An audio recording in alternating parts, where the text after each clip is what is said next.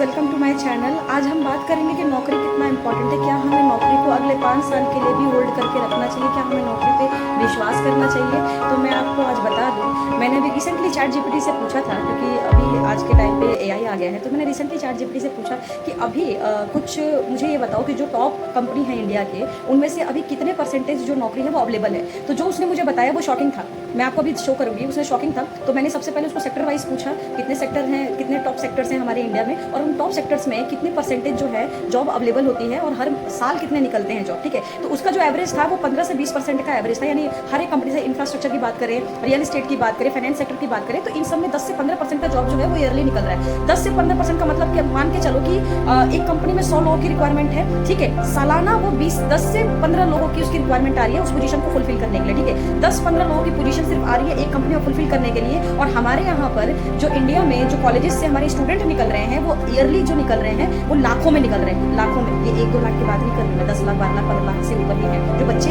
हर साल पढ़ाई करके निकल रहे हैं। ठीक है, जॉब कितनी निकल रही है? 15 से 20%। 15 से 20% यानी वही है कि आप 10 से 15 सीटें के लेकर मान के चलो, या कोई बहुत बड़ा कंपनी है, माइक्रोसॉफ्ट और गूगल जैसे कंपनी है, जैसे मान के चलो उनका 100% तो बहुत ज्यादा लाखों करोड़ों में होगा। हो सकता है उनका जो 10-15% अगर मैं निकाल के लेके चलूँ तो उनके 10% के हिसाब से आप लेके चलो 500 से 1000 की व्यक्ति की हायरिंग होगी, या 2000 को लेंगे अपने एम्प्लॉय। इतना होता तो नहीं है, पर 2000 का लमसम लेके चलती हूँ। पहली बात, गूगल में हो किसका रहा है? दूसरी बात, माइक्रोसॉफ्ट में हो किसका रहा है? जितने भी अभी लोअर क्लास के लोग हैं, जितने मिडिल क्लास के लोग हैं, वो एक लोकल वाली कंपनी में ही वर्क करते हैं। लोकल कंपनी जो एक खुद के ऑनर्स होते हैं, और एक ऑनर अपने कंपनी को खुद बिल्ड करता है, खुद अपने पैसे अर्न करके अपनी कंपनी खड़ी करती है, जिसको आप स्मॉल कैप बोलते हैं। वो स्मॉल कैप थोड़ा अलग हो जाएगा, उसको मैं उसमें मिलाऊंगी नहीं, वरना आप कंफ्यूज हो जाओगे। तो बेसिकली एक इंसान, जैसे कि आप मान के चलिए मैं हूँ, कि मैंने कुछ पैसे अपने जॉब से इकट्ठा करे और मैंने एक कंपनी बना दी, और उस कंपनी में मुझे 100 लोगों की जरूरत है। 100 लोगों को मैं काम पे रखूंगी, तो उससे उनका खर्चा चलेगा और मेरा अपना काम होगा। ठीक है, जो भी प्रॉफिट कमाऊंगी उस हिसाब से मैं उनका उसमें डिस्ट्रीब्यूट करके उनका सैलरी दूंगी, इससे मेरा मंथली सैलरी निकलेगा। ठीक है, ये हो गया आपका सेल्फ ओनर वाली जो कंपनियां होती हैं। तो जितने भी अभी आजकल के पढ़े लिखे लोग हैं जो जिनको काम नहीं मिल पा रहा है, वो लोकल कंपनी में काम करते हैं। हालांकि इंडिया के हिसाब से हर किसी की जो उम्मीद होती है वो बड़े लेवल की कंपनी में काम करने की उम्मीद होती है, जहाँ पर उनको सारी सुविधाएं मिलती है, उनको मील्स मिलते हैं, उनको फ्लेक्सिबल टाइमिंग मिलती है, उनको वर्क फ्रॉम होम मिलता है। बट जो लोकल कंपनी होती है वो 8 से 10 घंटे काम कराती है और उसके बाद उनका पगार देती है, जो कि मंथली बेसिस होता है। ठीक है, और कभी कभी तो एक्स्ट्रा आवर्स भी लोग देते हैं कि चलो कोई बात नहीं, थोड़े से मेरे जो स्टैंडर्ड है वो कंपनी में हाई लेवल मेंटेन रहेगा अगर मैं ज्यादा समय देता हूँ। ये लोकल कंपनियों की बात होती है। बात कर लेते हैं कि 10 से 15% जिस हिसाब से नौकरी निकल रही है, और जिस हिसाब से लाखों में स्टूडेंट जो है पढ़ाई करके निकल रहे हैं, तो वो नौकरी और वो बच्चों का फुलफिल ही नहीं हो पाएगा। जब नौकरी आपकी 10 से 15% की सीट, मान के चलिए 20 सीट खाली पड़ी है और वहां पर लाख बच्चे आए हैं, क्या लाख बच्चों के लिए, 1 लाख बच्चों के लिए क्या वो 20 सीटों की वैकेंसी फुलफिल होगी? बिल्कुल भी नहीं होगी, इमेजिन नहीं करता। तो अब हम जो बात कर रहे हैं वो ये बात कर रहे हैं कि आने वाले कल में कितना डेंजर हो गया है जॉब को पाना। इवन जो 10-12 साल से भी काम कर रहे हैं, उनकी आज तक भी जो है वो ग्रोथ नहीं हुई है। क्यों ग्रोथ नहीं हुई है? क्योंकि कंपनी में एम्प्लॉय को ये लगता है, जो आप सोचते हो ये सोचते हो कि हम एक कंपनी में काम करेंगे, अगले साल हमारी इंक्रीमेंट होगी, और अगले साल नहीं इंक्रीमेंट करेगा कंपनी तो उसके अगले साल करेगा। ऐसे करते करते आप 5 साल बिता देते हो। 5 साल में आपका होता क्या? आप ऑनेस्टली मुझे कमेंट करना कि 5 साल में आपका कितना ही इंक्रीमेंट हुआ है। ठीक है, 10-1% का हम मान के चल सकते हैं, उनका अच्छा खासा रिटर्न मतलब इंक्रीमेंट आया है। 20%, 25%, 50% तक का रिटर्न मतलब उनका इंक्रीमेंट आया होगा। बट मैं गारंटी के साथ बोल सकती हूँ कि 70 से 80% ऐसे लोग हैं जिनका 5 साल में इंक्रीमेंट ही नहीं हुआ होगा, और अगर हुआ होगा तो वही 5, 7, 6%, 10%, 15% के मैक्स के अलावा। क्या वो 5 लाख से 10 लाख कर पाया 5 साल में? नहीं कर पाया। क्या वो 10 लाख से 20 लाख कर पाया 5 साल में? एक कंपनी में 10 साल या 5 साल देने के बाद वो नहीं कर पाया। जो 35,000 की नौकरी एक होती है आज के टाइम पे, एवरेज जो नौकरी है वो 25,000 की है। ठीक है, 5 साल आप करते हो तो आप सोचते हो ना कि 5 लाख, आज 25,000 की नौकरी है, तो अगले 5 साल तक मैं इस कंपनी में टिका रहा तो मेरी जो सैलरी होगी लाख रुपए के आसपास का होगी। ऐसा हम उम्मीद करके चलते हैं, ऐसा एम्प्लॉय उम्मीद करके चलते हैं, बट ऐसा नहीं होता। मैं आपको आज एक बात बहुत अच्छे से बताना चाहती हूँ। कोई भी कंपनी जब खुलती है ना, तो वो कंपनी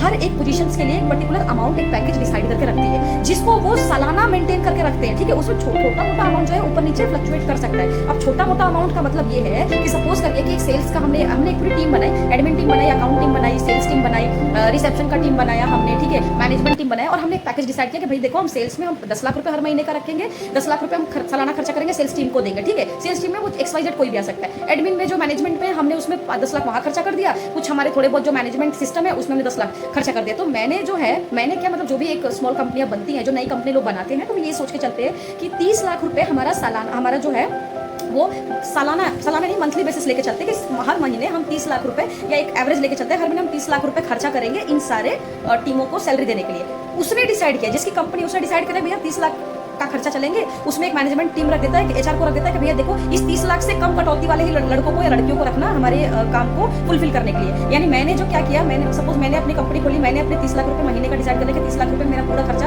हर महीने का निपट जाना चाहिए, जिसमें मेरा खाने पीने, पेंट्री वेंट्री, कंपनी सैलरी सबकी हो जाना चाहिए, ठीक है, सबका उसमें निपट जाना चाहिए, ठीक है। मैंने एचआर को बोल दिया। अब एचआर में क्या होता है, कई एम्प्लॉय जाते हैं आते हैं, तो एचआर क्या करती है कि वो कम से कम पैकेज को नेगोशिएट करके उसमें रखती है, ठीक है। अब क्या हुआ, ये कंपनी का डिसीजन था। एम्प्लॉय क्या सोचता है, वो ये सोचता है कि अगले साल मेरा इतना बढ़ जाएगा, उसके अगले साल मेरा उतना बढ़ जाएगा, उसके अगले साल मेरा उतना बढ़ जाएगा, और आने वाले कल में 5 लाख रुपए या लाख रुपए 1.5 लाख रुपए तो महीना में कमा लूंगा। 5 साल बाद में आज 25,000 रुपए हो तो मैं 1 लाख रुपए कमा लूंगा। ऐसा नहीं होता। कंपनी ऑलरेडी डिसाइड करके बैठी रहती है कि जिसको करना है करो, जिसको नहीं करना है वहां पर अगले यंगस्टर आने के लिए रेडी है, ठीक है। ऐसे भी भारत में ना बेरोजगारी बहुत ज्यादा है, ठीक है। तो आप जाएंगे तो कल को आपसे अच्छा पढ़ा लिखा यंगस्टर को वहां पे रख लेंगे, उससे कम सैलरी में, क्योंकि उसको जरूरत है। और आपने क्या दिखाया कि भाई मेरे को तो मतलब जो पैसा है, मेरे को तो इस कंपनी में मैंने 5 साल दिया है, तो मेरे तो सैलरी इतनी होनी चाहिए, मैं तो कहीं और नौकरी ढूंढूंगा। और उस चक्कर में आप नौकरी खोते हैं और 2 महीने 3 महीने 4 महीने लग जाता है आपको नई नौकरी पाने के लिए, वो भी मिलता है नहीं मिलता है। तो इसलिए आने वाले कल में नॉन टेक्निकल की जो वैकेंसीज है तो वो जो है वो लिमिटेड है, वो सीमित है, अब नहीं रहने वाली है। नॉन टेक्निकल वालों को तो जॉब अब मिलेगी नहीं, इसीलिए लोग अपने आप को अपग्रेड कर रहे हैं, जॉब में ला रहे हैं।